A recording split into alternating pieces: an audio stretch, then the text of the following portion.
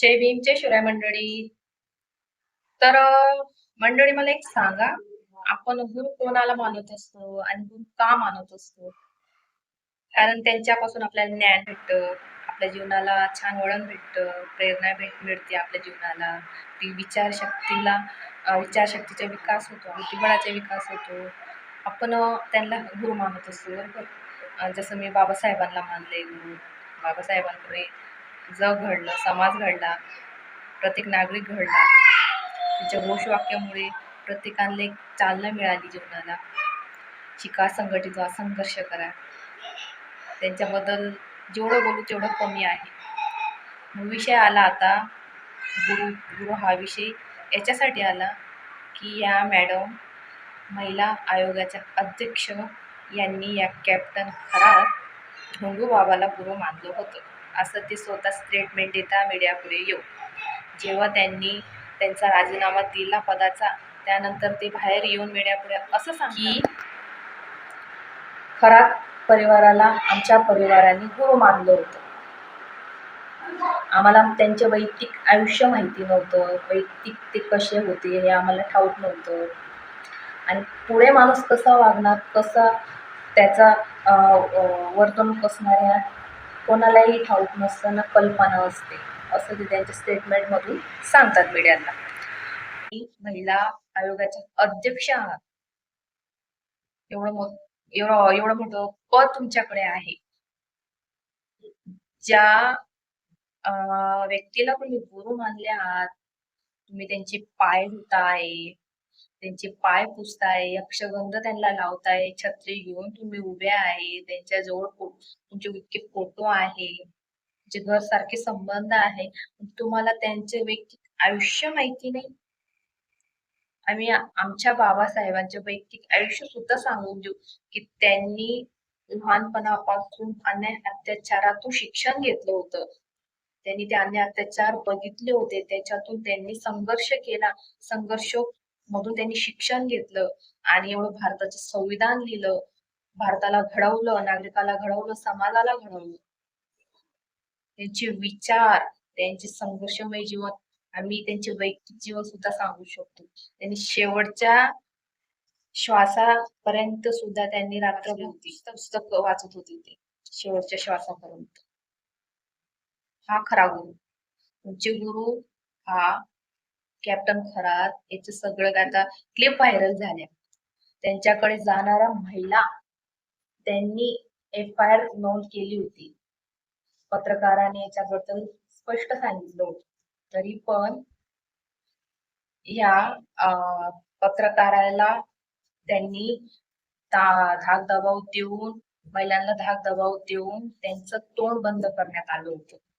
पण आता जसे काही महिला आयोगाचे ह्या अध्यक्ष रुपाली चाकणकर यांचे जसे जे फोटो व्हायरल झाले, त्याच्यावरून अजून जास्त उघडीस आले या सगळे प्रकार.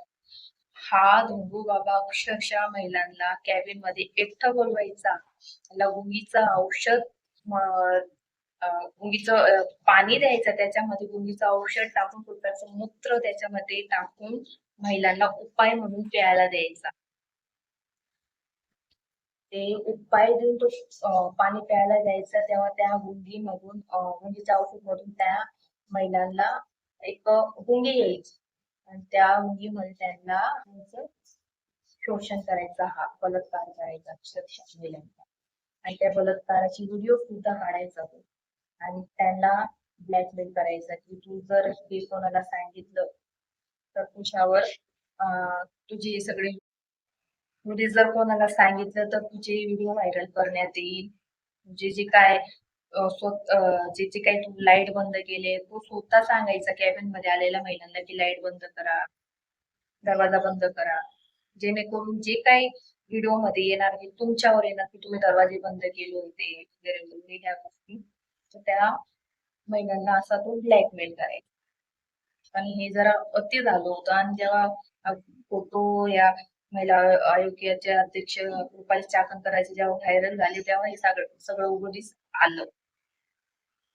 एकी बाजू करून ह्या महिला आयोगाच्या अध्यक्ष रुपाली चाकणकर स्टेटमेंट देतात, भाषणामधून बाबासाहेबांच्या संविधानाबद्दल बोलतात, महिलांना समजवतात की अजून सुद्धा महिला पोथी पुराणमध्ये, मार्गशीर्ष महिन्यामध्ये, पौराणिक कथामध्ये अडकून आहात. अजून सुद्धा त्यांना संविधानाचा ज्ञान नाहीये, त्यांना संविधान माहित नाही, संविधानामध्ये त्यांच्यासाठी काय काय हक्क अधिकार दिले आहे त्यांना माहिती नाहीये.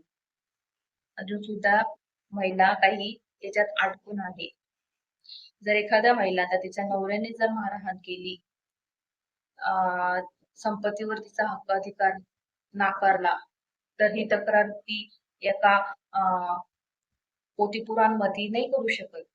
ती संविधानाच्या चौकटीत येऊन संविधानातच करू शकते. तिला न्याय संविधानच देऊ शकतो, पोथीपुराण नाही देऊ शकत. असं या मॅडम त्यांच्या स्टेटमेंट मधून सांगायचे. मी खूप व्हिडिओ त्यांचे बघितले आणि मी प्रभावित पण झाली होती त्यांच्या व्हिडिओनी, खूप प्रभावित झाली होती मी त्यांच्या व्हिडिओ. पण आता एकीकडे अशी क्लिप त्यांचे व्हायरल झाले आहे ना, इतके विचित्र प्रकारे, की तुम्ही एकीकडे पदावर असल्यावर तुम्ही बाबासाहेबांची विचार, संविधानाची ज्ञान, संविधानाबद्दल माहिती, शाहू फुले आंबेडकरांबद्दलची भाषण तुम्ही देतात पदावर असले की, आणि तुम्ही वैयक्तिक आयुष्यामध्ये धोंडूबाबाचे पाया पडतात, धोंडूबाबाचे पाय धुतात तुम्ही, त्यांना गुरु मानतात तुम्ही वैयक्तिक आयुष्यामध्ये, आणि पदावर असल्यावर तुम्ही बाबासाहेबांचे, शाहू फुले आंबेडकर संविधानाचे तुम्ही ज्ञान देता. इतका खोटारडेपणा